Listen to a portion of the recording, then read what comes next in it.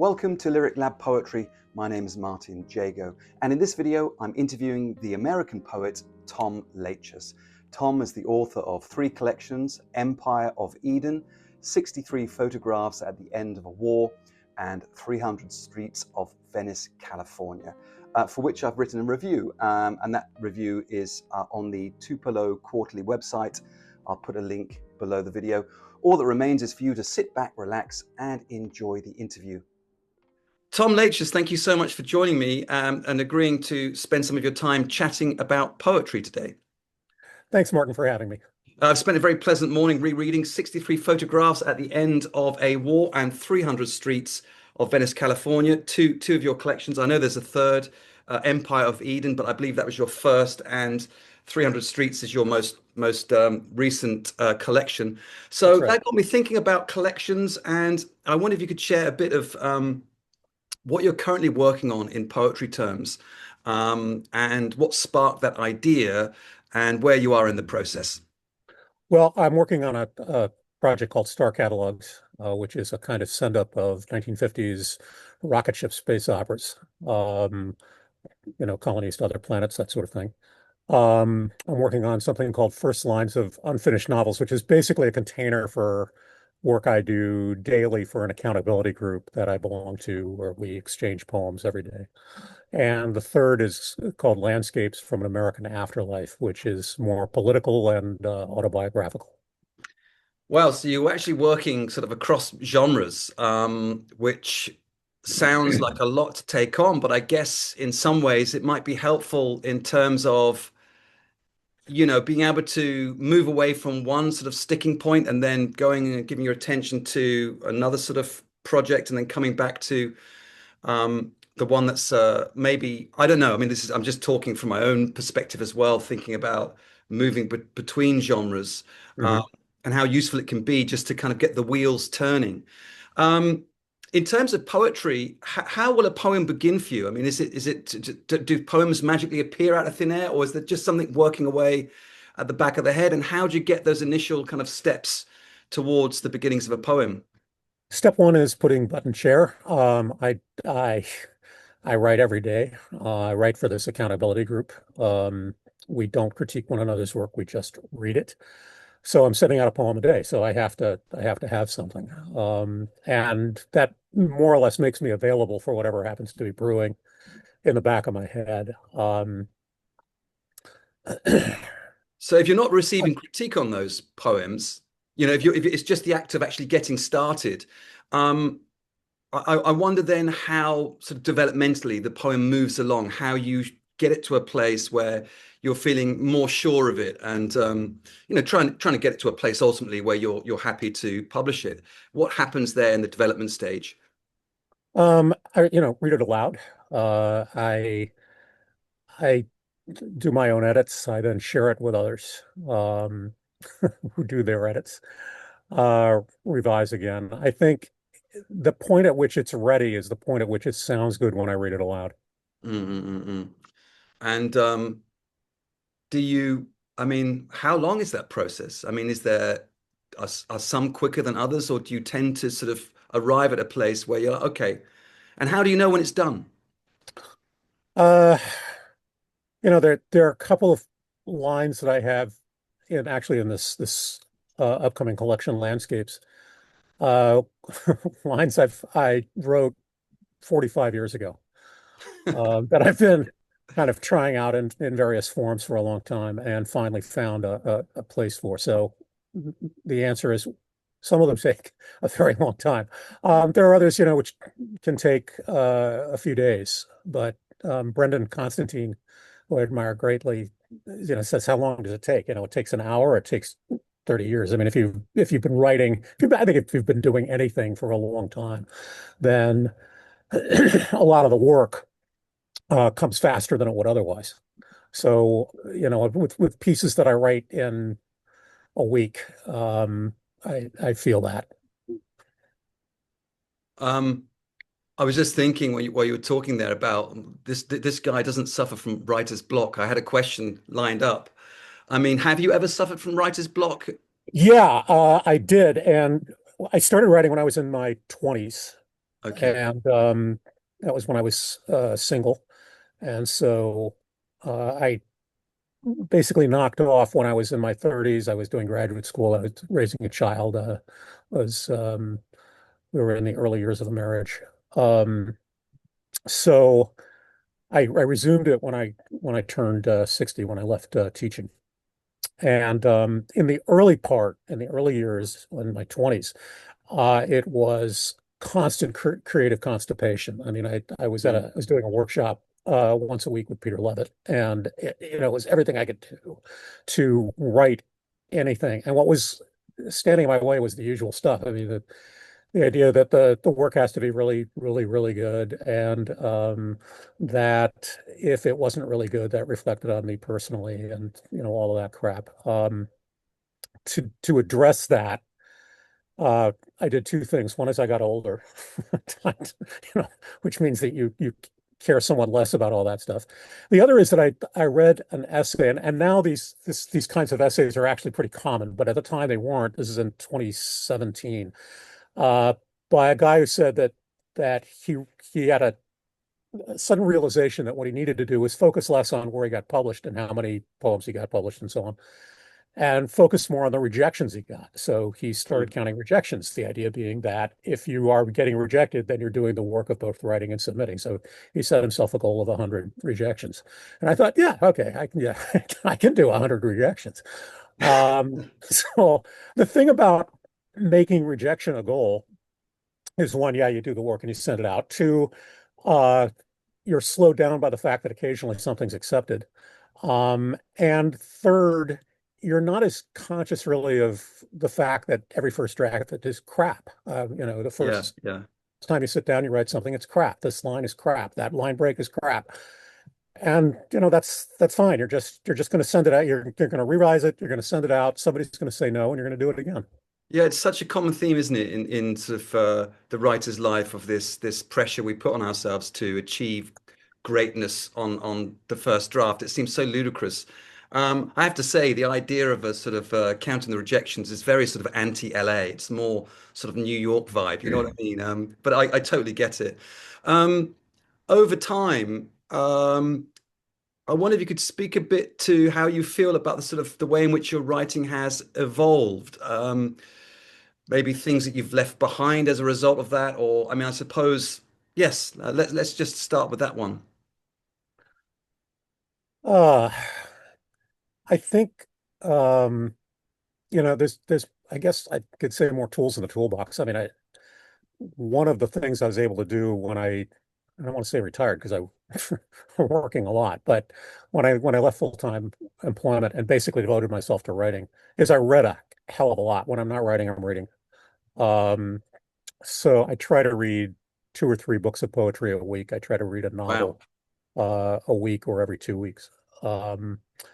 Well, what that does is, oh, you can do this with language. Oh, they somebody did this with, oh, 150 years ago they did that. Wow. Yeah. So that makes me sort of more conscious of both what language can do, what it has done, what I can do with it, and what I'm comfortable doing with it. Yeah. And I Yeah. think that, that's a huge change. I mean, the what I had read by the time I was, 25 was not all that much. I mean, my familiarity with uh, the tradition, literary tradition, both in poetry and prose, was limited. And the more limited your exposure to that, to what's being written now and what has been written in the past, the less able you are, I think, to really tap into what you want to accomplish.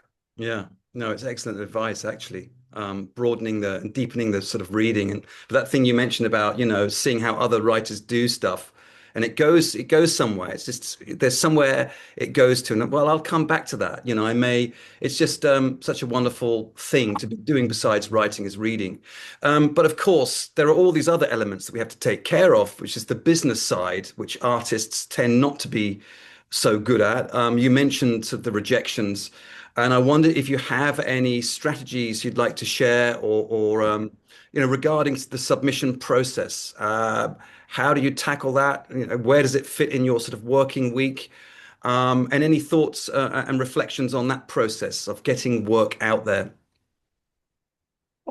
Again, I think first piece of advice is to read. I mean, so if you're submitting to a journal, this is pretty old advice. If you're submitting to a journal, you should probably read it.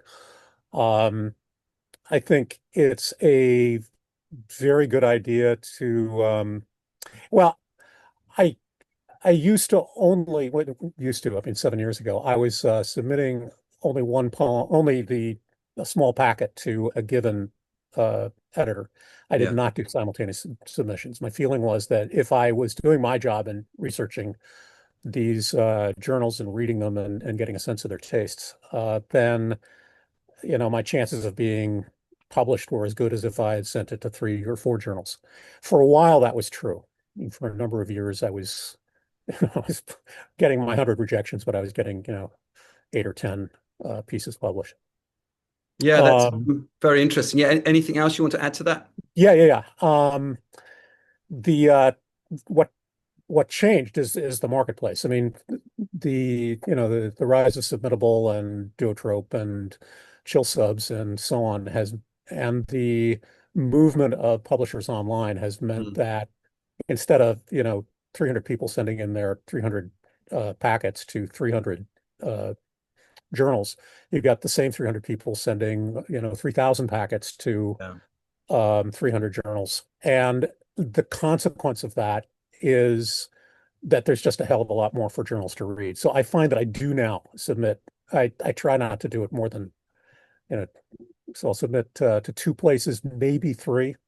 That'll be it. But I know people who do 8 or 10 at a time, which I would just find very difficult to keep track of. I'd worry about having stuff published in 2 places at once, which of course is a Yeah, no, I major totally understand that. liability.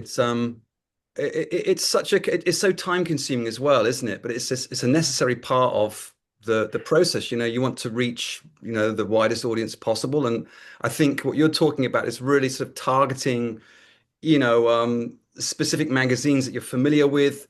And of course, the problem with blanket submissions is going to be that, well, I can't know all of these magazines as well as I might hope to. And so why am I sending my prose poem to the magazine that only publishes formal, received forms, that kind of stuff? It's bound to happen. It certainly feels that it's getting harder as well. That the submission process, as you mentioned, it's just grown with the sort of growth of online, Yeah. submittable and duotrope, that kind of stuff. Um, okay, I want to just shift gears away from that for a moment, but to talk a bit about sort of influences on you and poets, whose work you admire, and these could be poets from, the past or from right now. I just wondered if you could share a bit about what kind of excites you in contemporary poetry. It doesn't have to be contemporary poetry, but just poetry in general now and poets of the past.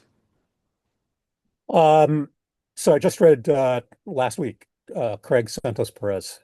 He's got 5 volumes, Unincorporated Territory, which is about it's semi-autobiographical in parts. He does talk about his family, but he's really talking about Guam, Mm, mm, and Guam's relationship to the United States and that relationship and how it affects his family. And he makes really explicit use of documents. So the uh, documents from the U.S. Guam relationship from 1898 through the early 1950s. He makes use of environmental reports. He makes use of maps. So he's got um, poem maps that he sprinkles throughout one of his volumes. Um, I find that exciting for a couple of reasons. One is I was trained as a historian, so the idea of using documents in your poetry is, hardly new. Um, but to see it done well and to see it done with such a freshness of approach was really terrific. So um, I really enjoy encountering work which sort of attempts things that I hadn't really imagined doing, and I think Santos yeah. Perez's work does that.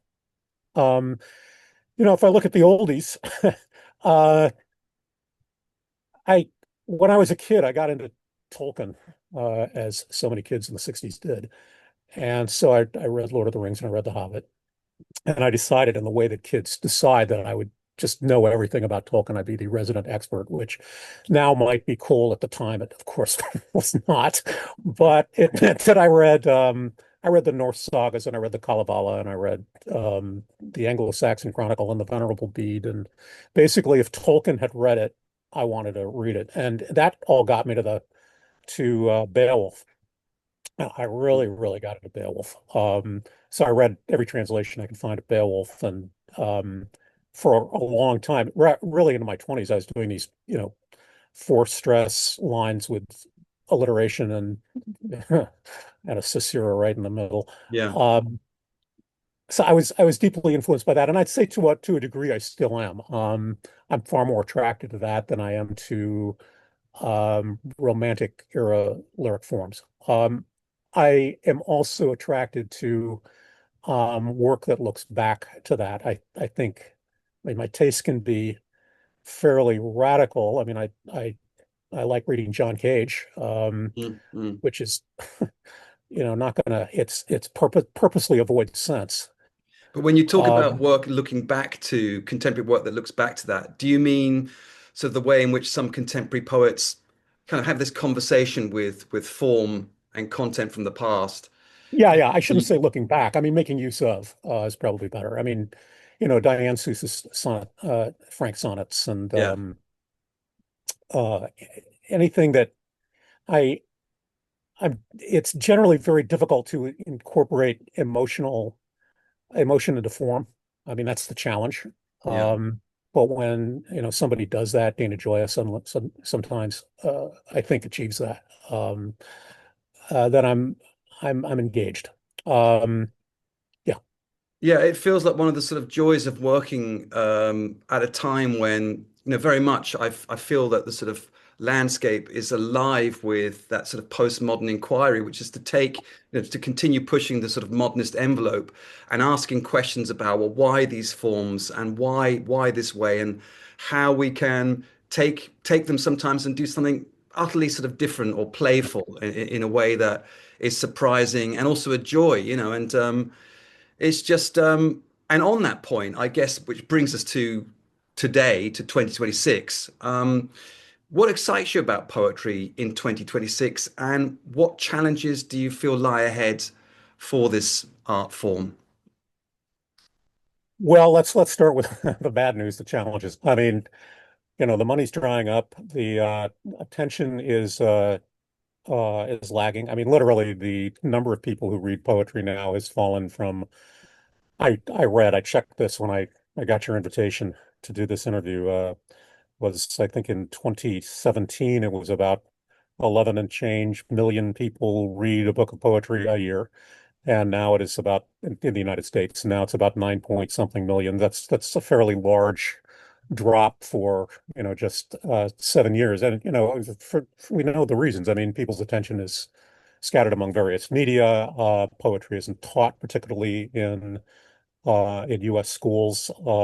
Certainly in advanced placement programs, it's if it's Tuesday, it must be Belgium. You get through the curriculum as fast as you can, which doesn't serve poetry very well. It doesn't serve novels very well either. Mm, Uh, mm, so we have a declining audience. Now, having said that, I mean, that's still, 20, 22 million people who are reading. And there are a lot of those folks who are reading a lot more frequently than one book a year. I mean, the people who are submitting work to journals are, we will assume, reading as well.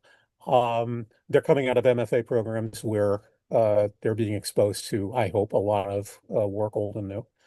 Um, so I think there is an excitement, but poetry is uh, a, a marginalized art. mm, And art generally is marginalized in the culture. I mean, fine art. I just read that the Washington Opera has to leave the Kennedy Center, both because Trump is going to reconstruct it in some ghastly way, and because they can't really afford to be there. I mean, it has to be something like opera really does have to be mm, subsidized either by the government or by private donations, and it's just very difficult. So we're losing entire art forms. Now, if you can't raise the money for 19th century opera, um, you're going to have a hell of a lot hard time raising money for new work. And I think that is true of writing as well. Now, it means then that there are some forms of engaging art. I mean, I happen to like science fiction. I do take it seriously. I take somebody like Octavia Butler very seriously. Yeah. I take Phil K. Dick very seriously. But those are also very bankable pieces, authors, and they were writing in the 70s and 80s at a time when the market was, I think, more open than it is now in many ways to new talent. So what we've got is a question of how people are going to make their creative mark and how long it's going to last. I do believe that there's an enormous creativity in film and in Marvel, even Marvel Comics films. That there's art there, and there's art in pop culture and in music and so on. The thing about it is that it doesn't last a long time because it's only going to make money for somebody on the front end. So Yeah, we're whereas con poetry never makes money. So whereas poetry never makes money. Well, I'm speaking of the arts generally, and I think somebody uh, could have a club career in the 30s and 40s, you know, jazz or vocals, and in a way that's becoming more difficult now. You're not going to make a living from recording, for example. Yeah, poetry, it didn't make a lot of people much money, but it could be fit, at least my perception is, it could be fit into the lives that people led, uh, 70, 80 years ago. You could have the day job and be writing at night, and that's what you'd be doing. I think the level of distraction now is, or the number of other priorities that people have has yeah, it expanded seems quite to a bit. me that it comes back to community ultimately, working locally to support, fellow poets in the community and going to events and supporting readings and that kind of small sort of action with a sort of big focus in a way on community is the thing I think that will probably help poetry, live another day. It's always felt to me like the poet's like the rock star of the lit scene, but without the rock star dollars, unfortunately. But that may be the thing that sort of rescues it in a way. I don't know. I mean, it sounds like it feels like a more humble. People are doing it for the right reasons. They're not doing it because they're going to make $1 million from. No, right. Nor are they going to be making much of a career out of it, except at the even at the highest levels. I don't, any poet laureate of the last 20 years in the United States could walk down a street in New York and not be recognized, Yeah. and does walk down streets in New York not being recognized. So there will always be an audience for it. Um, I think the idea that um, it will have a central cultural place as it did at one time. Um, I don't know that that's going to come back again, but it may if it's combined with other arts. So music and stage and film and so on, and there's always movement in that direction. So that's something that could well occur. Well, I was going to I add to don't that, yet, poetry is the thing that people reach for, those sort of significant moments in their life when they have to, they go to a memorial service or to a wedding or something like that. So it's kind of value is still kind of known, sort of, as a sort of is culturally, and its ability to be able to speak to the sort of human condition at these kind of milestones in life. I guess that's how most people would engage with. I mean, the general public would engage with poetry these days. But this has been a fascinating conversation, Tom. Thank you so much for first agreeing to take some time out of your busy schedule, but then also to chat and share some ideas about poetry and your poetry and poetry's future. So thanks very much. Thank you very much, Martin. It's been a delight. Thanks for watching, everyone. I really hope you enjoyed the interview. If you did, please do click on the like button and the subscribe button if you haven't already done that. And all that remains is for me to say, I'll be back soon with more poetry content